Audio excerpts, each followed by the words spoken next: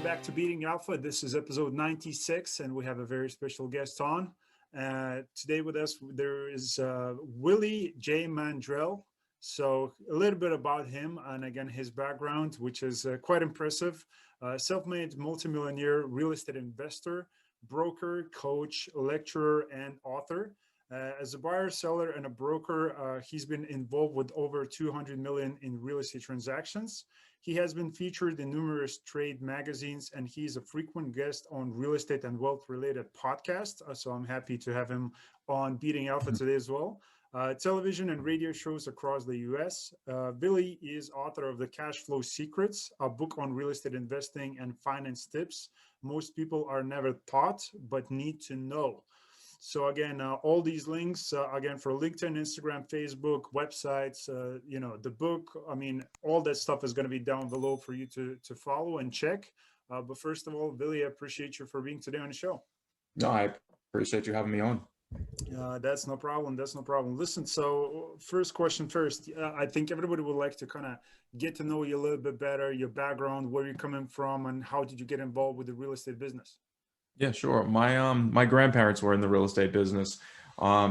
They kind of dabbled, moved to Boston in the 1950s, bought some real estate, kind of learned the business as they went. They weren't the rich dad, poor dad wasn't available. The millionaire real estate, there weren't these manuals out there to show you how to invest in real estate when they were doing it, but they just bought investment properties, rented out rooms, and slowly paid off the mortgage, and property started to appreciate, neighborhoods started to change, and they were like, this is wonderful, let's do it again, let's buy another one. And when I came along, it skipped a generation. My uncle and my father really didn't want to get involved in the business. They had other things that they wanted to pursue. When me and my brothers came along, they had us knocking on doors, collecting rents, sweeping downstairs. And one of the things that my grandmother had always said to me was, if I was able to build what I'm able to build based on my education and my upbringing, you with a high school education, a college education, you're going to be able to do a lot more. You have the accounting background now, the financing background, the finance background, and a wealth of information that's available to you. So you should be able to take what I'm doing and take it to the next level. And that always stuck with me because she was absolutely right. She made a millionaire out of herself with a sixth grade education, moving to Boston as a Black woman in the 1950s. Rather impressive at the time. So when I graduated from college, I went out and bought my first multifamily, two-family, 2006, right before the market crashed in 2007, housing market in 2008. I rode the market down, have no regrets though. I bought a few more properties in 2010, 11, 12, 14, 16, and then just kind of rode that upswing. And here we are in 2020. Pretty decent sized portfolio, roughly 45 units in Boston. It'll probably be 60 before the end of the year. And the plan is just kind of just continue to keep growing. Got it. So again, big thank you to your family, putting you on and giving you the right mindset kind of to take the first steps in the right way, which is, again, I think you're grateful to have those type of people around you, because maybe not all the time the families is the ones who kind of support you to, towards the, becoming wealthy or rich, like whatever that may be. But again, talking your first deals, can you talk about those? I mean, what was your first experience like, acquiring your first property? Yeah, so like I said, I bought that first deal in 2006, and here in the States and in Boston, I was in a stock market business. I was a financial advisor at the time as well. It's what I did when I got directly out of college, and the stock market crashed 2007. Took a huge tank. Housing market not too long, but behind that 2008, and so I had bought my first property a couple of years later. The property's worth $60,000-$70,000 less than what it was worth when I bought it, and it hurt. It stung. I put a lot of money into it, put a lot of time into it, but I chopped it up as kind of like my master's degree or my PhD in real estate. I got a firsthand at collecting rents, becoming a landlord, seeing what it's like to manage people and manage a building, just learning the business itself with a duplex, here in the Boston area. And one of the lessons that I've learned through, economics in school was that the real estate market, like many other things, works in cycles. You're going to have downturns. You're going to have upswings. And intelligent investors understand this. And while everybody else is running away during a downturn, intelligent investors are picking up assets at a discount. And that's what I tried to do. It was very difficult to, while everyone else is saying, they're getting foreclosed on or their homes are being taken away, I'm trying to go out and find the resources for financing to buy in additional investment properties. But I'm glad I did that first property.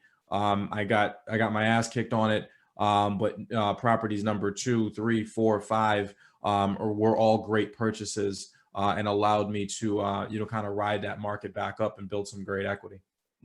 Got it, got it. Because that was my kind of following question. Because for a lot of people who are watching, and again, if you're from states, you already know like Boston could be one of those kind of pricey markets where real estate prices are like super high.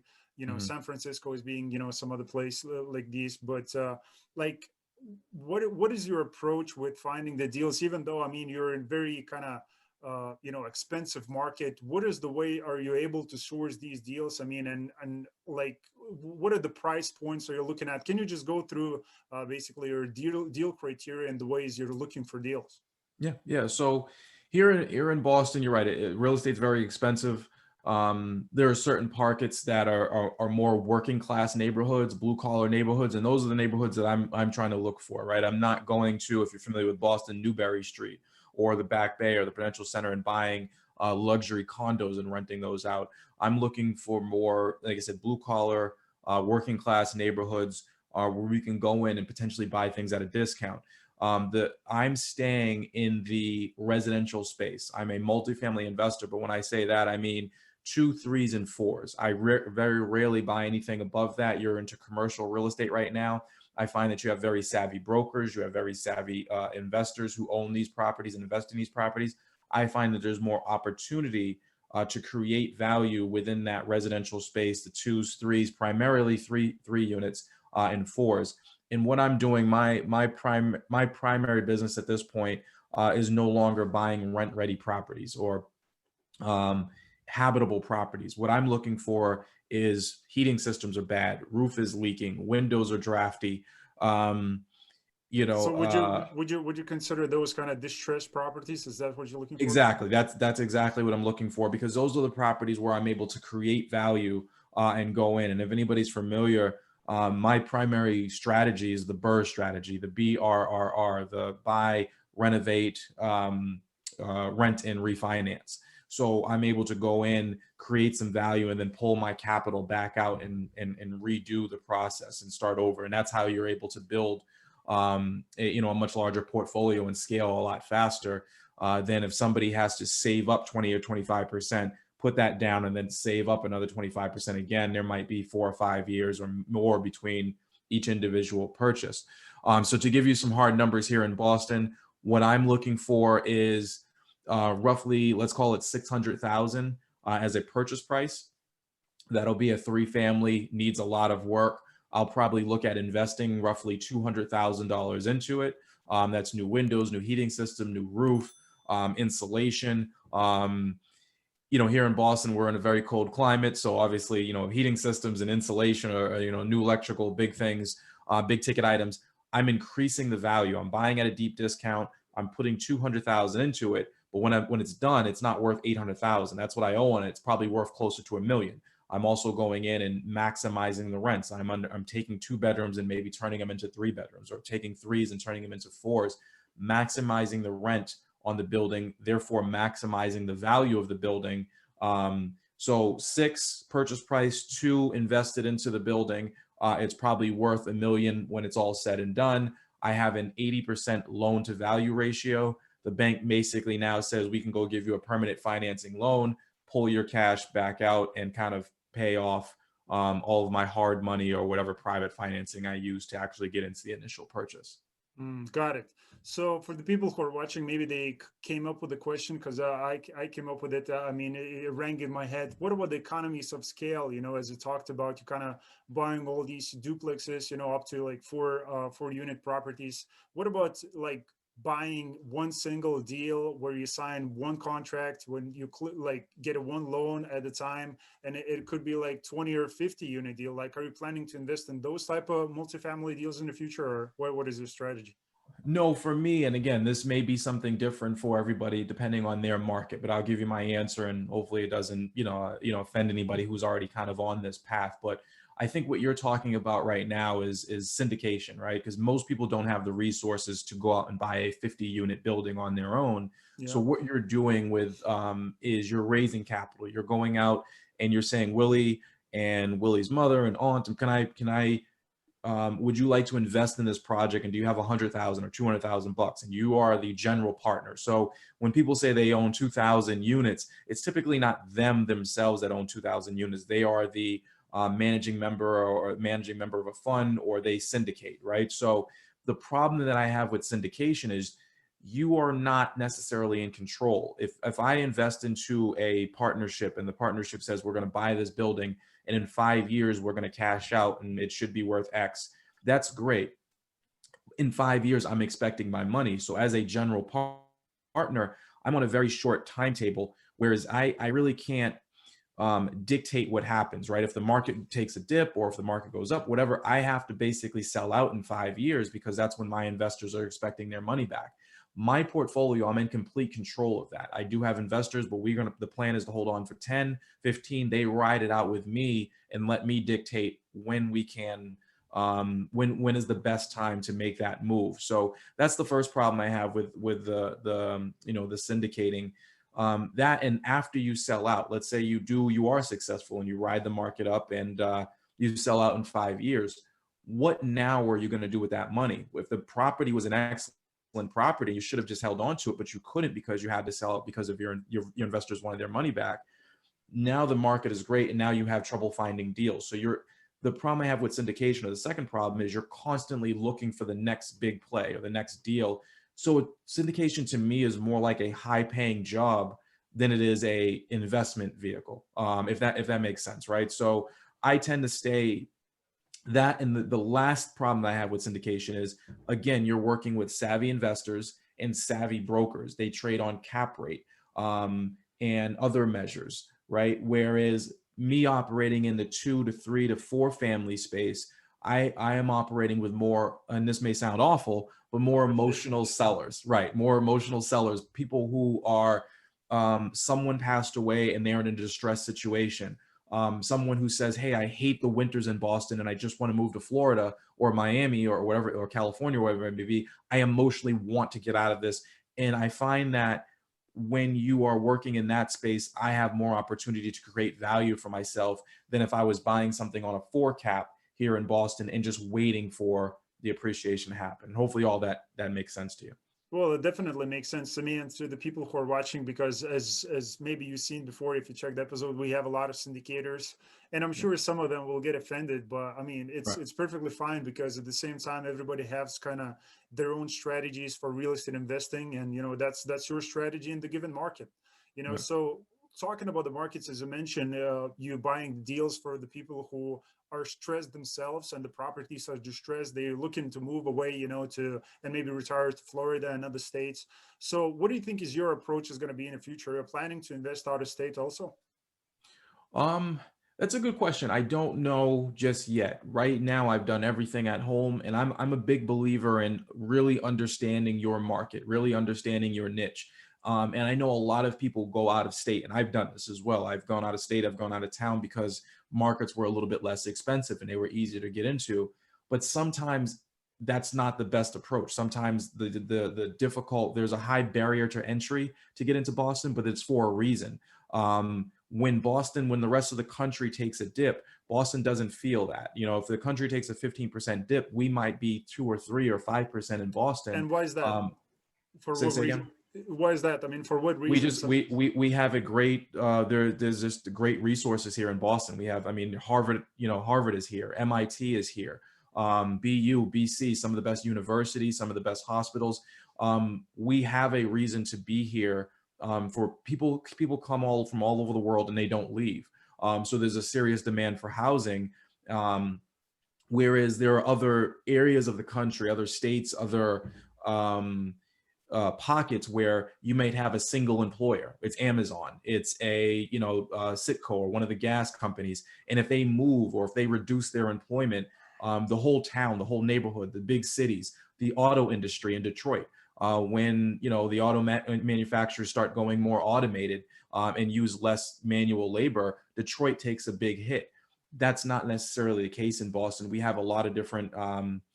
The economy here is very strong, and again, the only thing I laugh now because this is the first time that we've really taken a hit with coronavirus.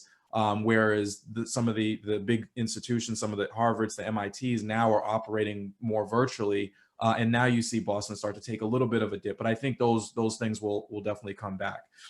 So some of the best universities, some of the best hospitals here, people come and they tend to stay here. A lot of jobs, which means a serious need for housing, which means that rents just continue to go up. Got it. And you make it sound so sexy, for the people who are listening. I think some of those will be like, hey, forget Florida and Texas. I'm moving to Boston. No, I mean, again, it all comes down to, again, I sorry, I was trying to make a point, but yes, there's a high barrier to entry, but it's worth it at the end of the day, right? So if you can get in, you struggle to get in, but the people who get in usually end up doing pretty well for themselves. So you might go to a Florida or a Detroit or a Philadelphia. It's easier to get in. But it's also easier to take a substantial hit when things change. Mm-hmm. Got it. So I get it. The Boston is a little bit more stable than the rest of the states. Exactly. Yeah. Okay. So talking about your tenant kind of background, what will be kind of your perfect tenant that you're looking for your properties? I would say, we operate in working class neighborhoods. We have a combination of, I would say 60-40. A lot of our tenants are subsidized. So again, Boston's a very expensive market. We have a lot of programs that allow tenants to or assist tenants to move into some of the rentals and keep them in their neighborhood. So, are you talking? Is there any of the properties that you have as Section 8? There are, and again, that's the primary program, Section 8, or subsidized, housing vouchers. I would say that we're 60-40 subsidized market. So again, we're operating in very blue collar, working class neighborhoods. Most of our tenants are, mother with, 2 or 3 children, father, 2, 3 children, two income jobs, or 2 income households, should I say. And again, some of those have a subsidy as well. And we like the subsidies, especially during a time like this when, here in the States, we have 40 million jobs that were lost during the coronavirus. But the subsidies keep paying. As long as the city or the state is paying their bills, we're in a pretty good position. So that's good. So I know there's a lot of people talking about Section 8 as kind of being a tough spot to be in, because again, there's a different tenants who are moving into these properties who are kind of government supported places. So, but I mean, at the end of the day, when the Corona time is here, I mean, it's a kind of good strategy and it works out for the people who might not be working at that time, so they can continue to pay rent. So what about your tenant screening process? As I mentioned, it could be a little bit different tenant, kind of backgrounds when it comes to the Section 8 properties and just a regular kind of deals and, regular type of people. So is there a different screening process that you use, for those people, or is kind of use the same approach? Yeah, no, we use a very similar approach. We don't, how do I put this? We don't just allow anyone into our units, right? I think that's the negative stigma that they have, or, some people have around Section 8 tenants or housing voucher tenants, is that you just have to let anyone in, and when they get in, they're just going to mess up your place, or they're just going to destroy things.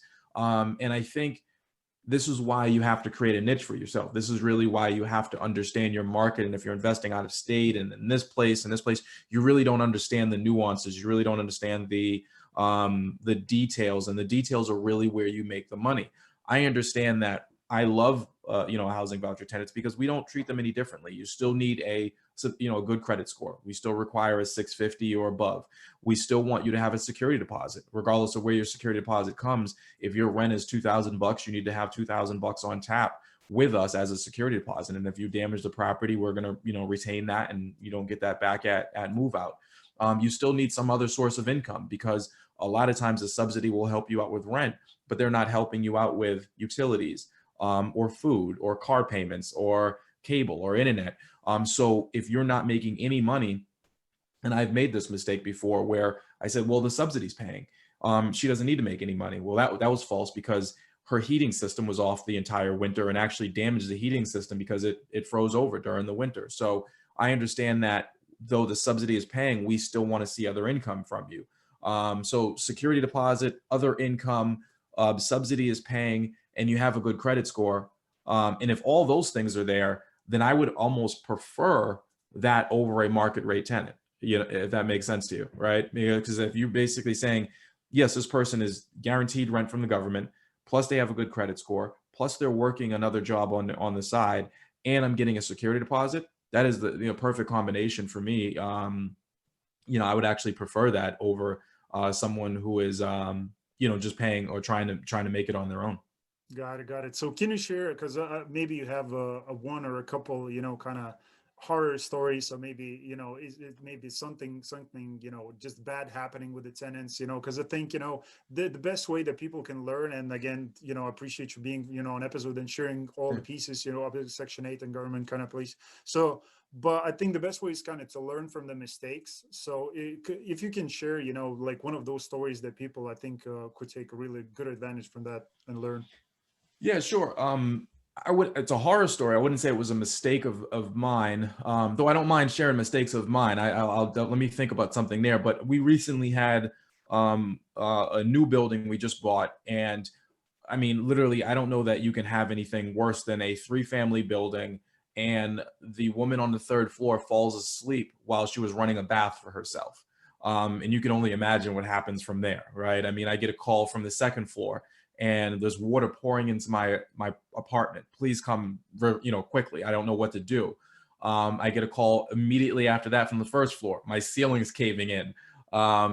So everyone's banging. I'm at the time I was 45 minutes away from the site, so you can only imagine what pouring water into units for 45 minutes can do. So I requested that they go bang on the 3rd floor and just see what was happening. Well, she was asleep, didn't wake up. It was just complete disaster. And, the lesson is you just have to have reserves. You have to have, make sure your insurance covers, damages like those. Your tenants should also have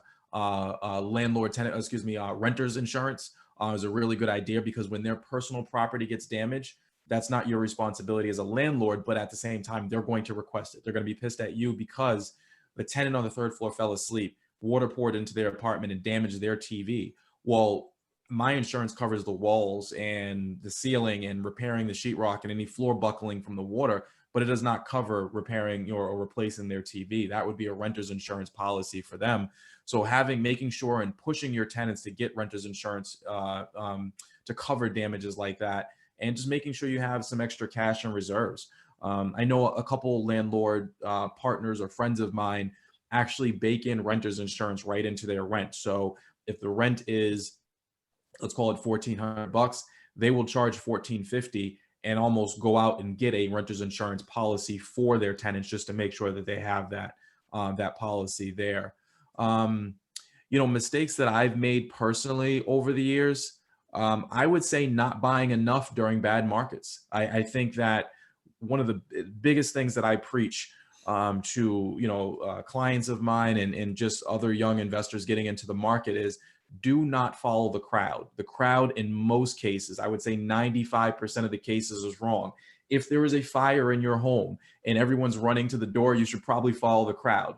Other than that, when it comes to your personal finances, the majority, people are successful because not everybody has success. If everyone had it, it would just be the way of life. So if you think about Warren Buffett and Mark Cuban and anybody else who you think that is, very successful, and you look towards, they did things differently than everyone else is doing them. So the thing that I would say, the mistake that I had is, when everyone else in 2010 was worried about, the market dropping further, and I'm seeing things or assets that I could pick up at 50% of what they were in 2000 and 2006 and 2005, I did it, but I was still very hesitant. I didn't go out and really kind of believe in myself fully. I was kind of sticking my toe in the water and testing it. And so being a little bit older, if we have another recession, it does hurt your net worth. It does hurt your portfolio value. But I understand that, being where I am in the mid to late 30s, I'm going to probably experience 2 or 3 more recessions in my life, if not, a few more. And I understand that buying the dips is crucial if I'm going to be successful. Got it. So looking at the current market conditions, I mean, how many deals do you have coming in the pipeline? How many deals are you looking at, and how many deals are you planning to close until the end of the year? No, excellent question. So I can tell you, I'm going to back up a little bit. I can tell you 9 months ago, before the virus hit, money was super easy to come by. I can't even tell you right now what some of the banks were giving me, because I mean, they would probably be ashamed of themselves, because deals were harder to come by, but money was super easy to come by. The reverse is the issue right now. We're seeing more deals. So to give you a number, I would say 9 months ago, I was probably looking at probably 100 deals for every 3 that I was buying. So I was probably buying 3% of the deals that were coming in. Once I found that deal, money was super easy to come into. Now my phone is ringing a lot more for deals. There are people that are, tired of hanging out in their house. They want to just get out. There are other emotional reasons that they're looking to move on. We have 12 units under contract, and I would probably anticipate closing at least 15 to 20 before the year's over. But now you have the reverse trend where money is a little bit harder to come by. Now we're hiring brokers to go out and find us good lending opportunities. Whereas I just had to call a couple banks before, and I was struggling to find deals. Now the deals are coming into our pipeline, and we're struggling a little bit to find lending, but I'm pretty sure that we're going to get it done. So that kind of that seesaw is kind of flipped there now. Got it. So I've seen on the website that you yourself do provide lending for other real estate investors. So I mean, do you do that at the current moment, or that kind of postponed for now? We probably postponed for now. I mean, it's we're actually calling other brokers ourselves at this point. So if someone did need help with lending, especially hard money, commercial financing, even residential, if you're local to Massachusetts or New England area, I can definitely give me a call. I can definitely put you on my list, and as things start to open up, we can certainly start to talk. But even myself, at the very moment, and again, this is things in the economy and things in the business change day to day, month to month. That could be different 3 months from now. But as of today, we are actually calling brokers ourselves to help us find a little lending. Got it. Got it. Awesome. So again, I've seen that you're also coach people at the same time. I guess it's kind of real estate coaching and helping them to buy their own first properties, right? So can you talk about, the mindset part, which again, I love what you mentioned. You said if everybody could be successful, it kind of be just a lifestyle for everybody, but not everybody can achieve the success, again, because of the, mindset limitations, all these things that happening in our heads. So can you talk about kind of the coaching process? I mean, how do you help people to like go through the entire process and acquire those first deals? Yeah, sure. I mean, I do a little bit of coaching for a lot of different aspects in real estate. I mean, I do everything from I'm running a construction site, and I want to don't know whether my contractor is doing the right thing, or I'd like you to kind of walk through and give me an objective opinion. The local market. Am I overbuilding? Am I underbuilding for what I'm looking for? Those are more local connections to everything from clients in California and Texas and across the country, and hopefully at some point across the globe. Just giving them those first steps, giving them a sounding board, someone to talk to say, you've been through this before. Is this a unique problem, or how did you overcome this problem? How do you go out and really scale that portfolio? Am I growing too quickly? Am I not growing quickly enough? How do I go out and find the lending resources I need? Okay, I own 8 properties now, and I've bought them all with FHA loans or local owner occupied loans. How do I go out and find private money, or use hard money, or talk to other lenders on the commercial level now, and just helping investors kind of just scale up from wherever they are. So yeah, I have clients that are buying their first home and just kind of talking them through using the right real estate agent, finding the right mortgage broker and the things that they should be looking for, to people who own 25, 30 units. And again, I act more as a sounding board to say, what do you think about this next step? What do you think about this building? I'm going into it, but I'd love another set of eyes on the analysis to make sure that I'm not missing anything. Got it. So during these times, again, it kind of relates to the coaching. There's a lot of people facing all this uncertainty. They kind of don't know what's going to happen in the future for them, for the business, for the income. So what will be kind of your advice for them when it comes to, finance investments at the moment? Yeah, I mean, just don't do what everyone else is doing. If you're looking at, and again, I'm not sure if this is happening in every place, but let's say if you're looking at Zillow. Zillow is a popular, site here for home estimates or home value estimates, and the Zillow estimate says that the property is worth 40% of what it was, 3 years ago or 2 years ago, whatever it may be. Um, and this is just the way I believe. I believe our population is only growing, and people are going to need somewhere to live. I don't think there's a tech solution right now for housing, right? There's no digital solution for housing. We still need a brick and mortar roof over your head, a piece of land. People want their own bedrooms, their own parking spots, their own garages. So homes are still going to be of value. Right now, they're taking if they are taking a dip, they will come back. That's my personal opinion. We've done this before. Markets work in cycles. We take dips, we come back strong. The population is growing in most cities, in most states, around the globe, and we're going to need additional housing. So housing is a safe bet. I would say if you have the opportunity to purchase something that was 40% less than what it was a couple of years ago, go ahead and grab it. Go ahead and if it rents out for the right number and it can cover all of your expenses, I would say that's a pretty good bet. So for me personally, I'm still buying. I'm encouraging my clients and anybody who I'm coaching and mentoring, continue to buy, especially during the dips, especially when everyone else is emotionally running away from the market. You should be running towards it. And that's how you become successful. Got it. Awesome. Great advice. And again, for more kind of information, knowledge, all those great tips, for investing, finance, real estate, you have a book that's called Cash Flow Secrets, right? So can you talk about the book itself? What people are gonna expect when they're gonna purchase a book?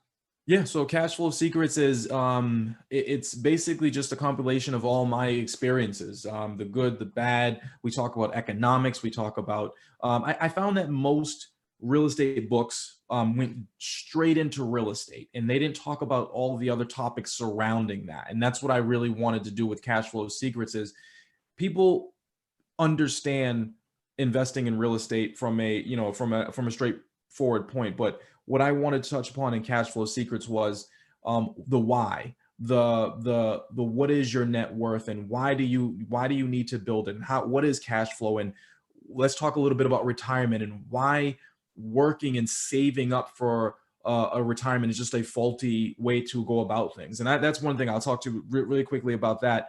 Um, One of the things that kind of blew me away when I was younger was the idea that you can save up. You were supposed to work from the time that you were 25 or whenever you got out of college until you were 65. And then from 65 to 85 or whenever you passed away, you were supposed to enjoy life.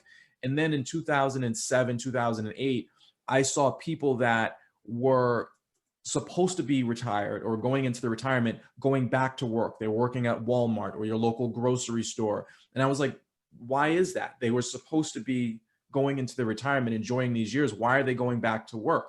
It was partly because they had too much money tied up into the stock market.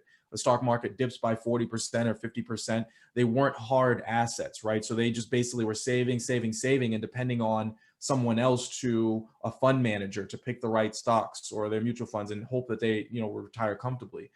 I'm a big proponent of real estate because you are in more control.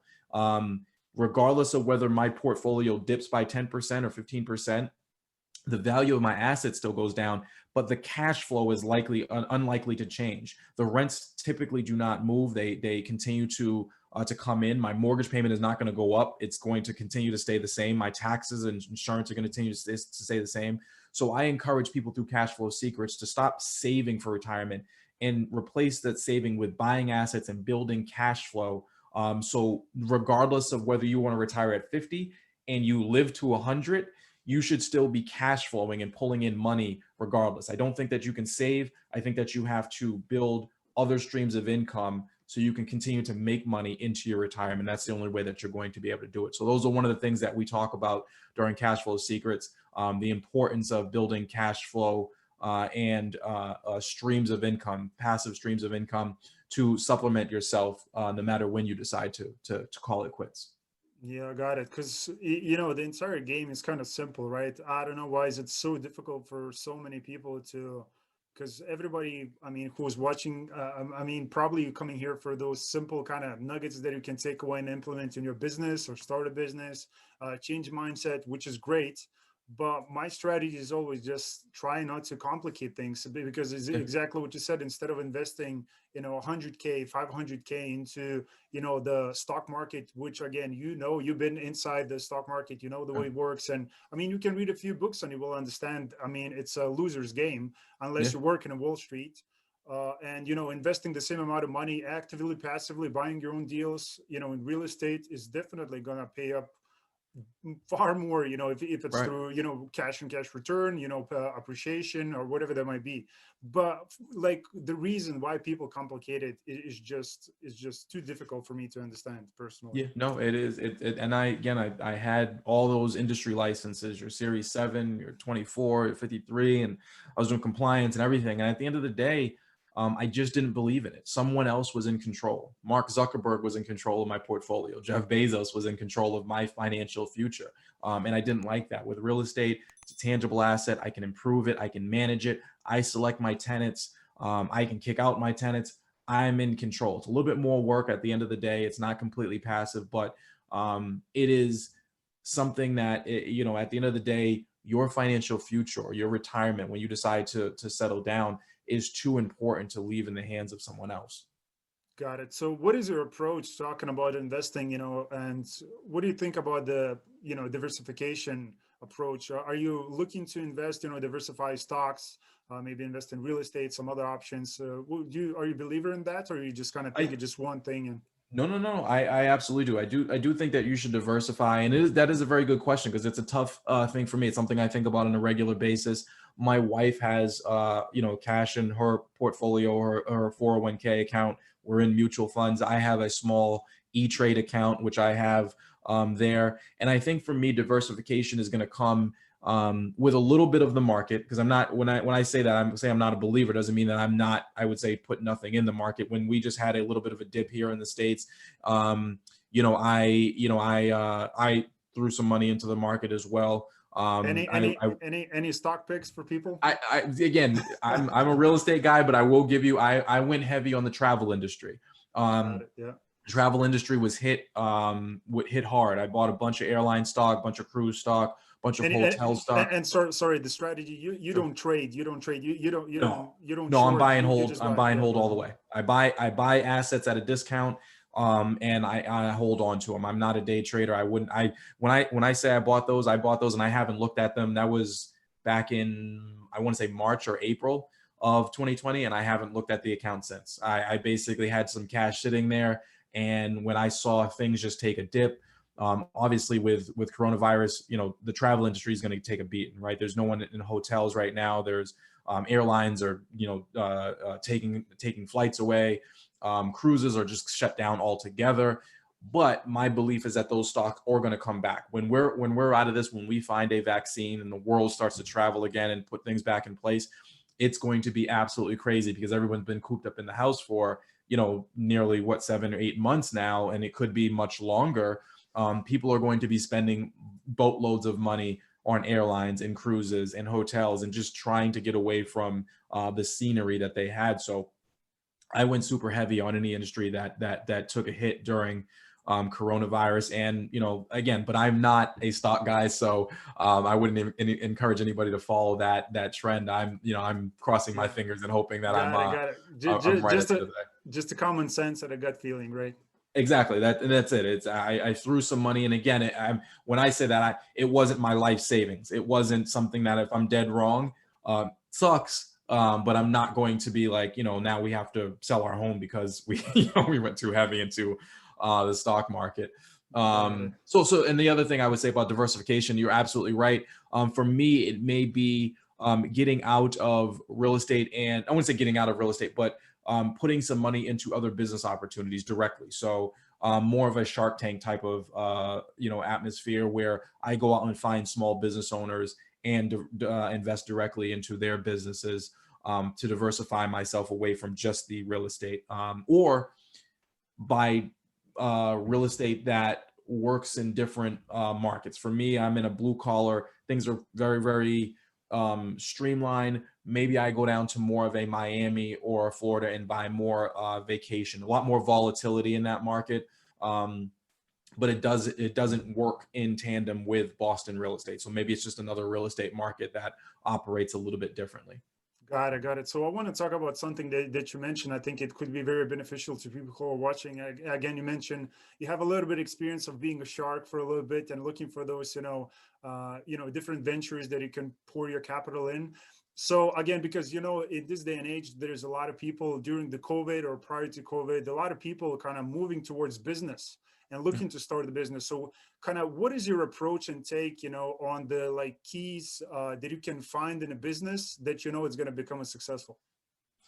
The keys, is it something that's going to change people's lives? And I know that's probably cliche. And I know, like I said, if you're a fan of Shark Tank, Mr. Wonderful says that, on a regular basis, but I think it's absolutely right.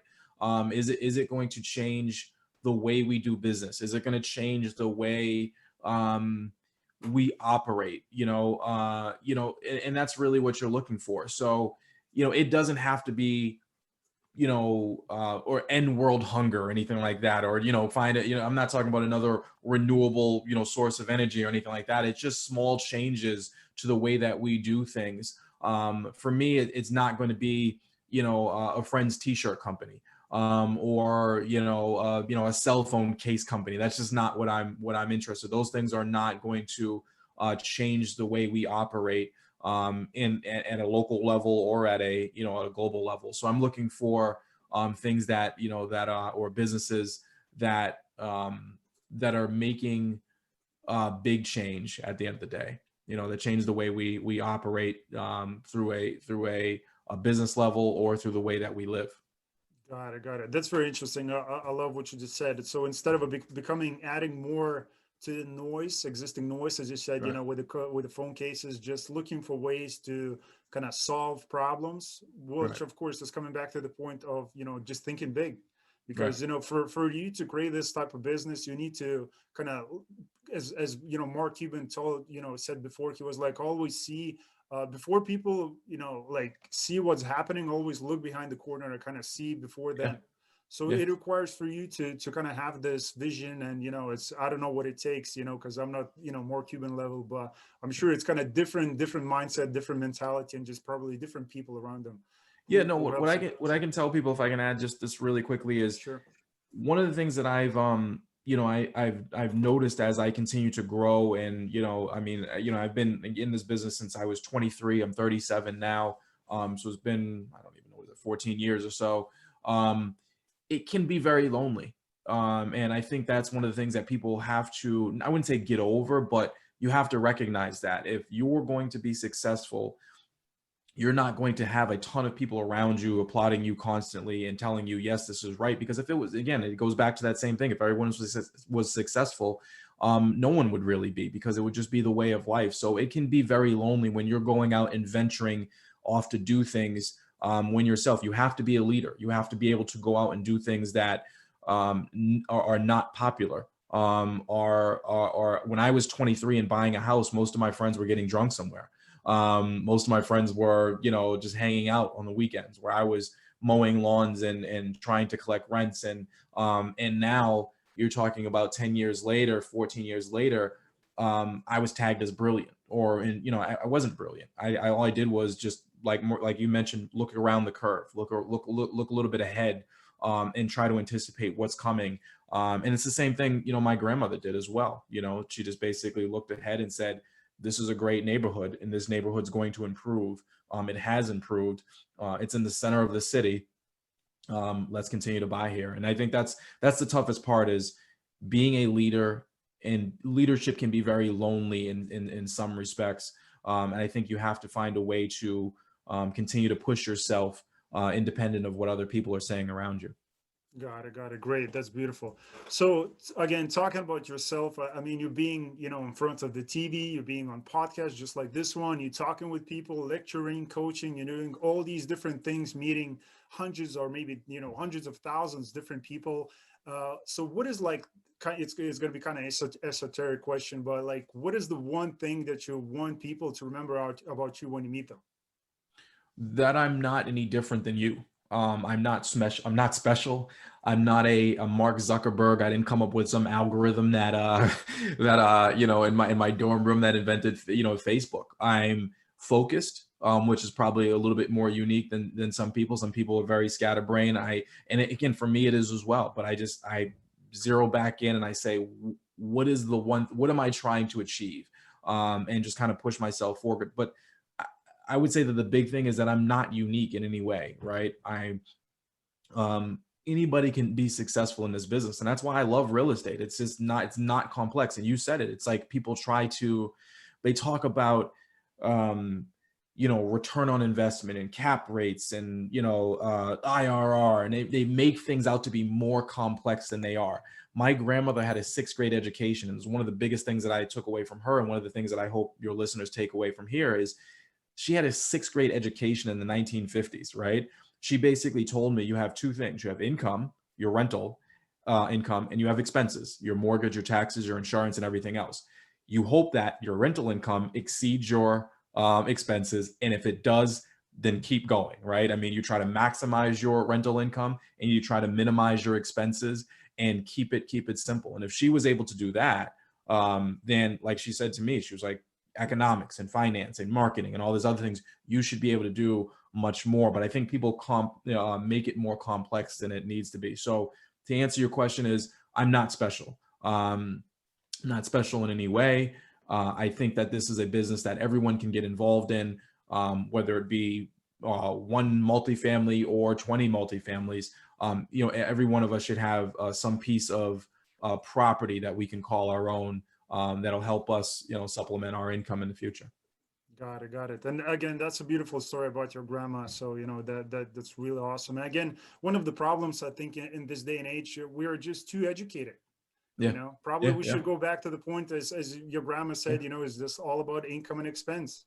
Yeah. Which is like like simplifying things is a true mastery when you can make complex things, very simple. So that's so that's really awesome.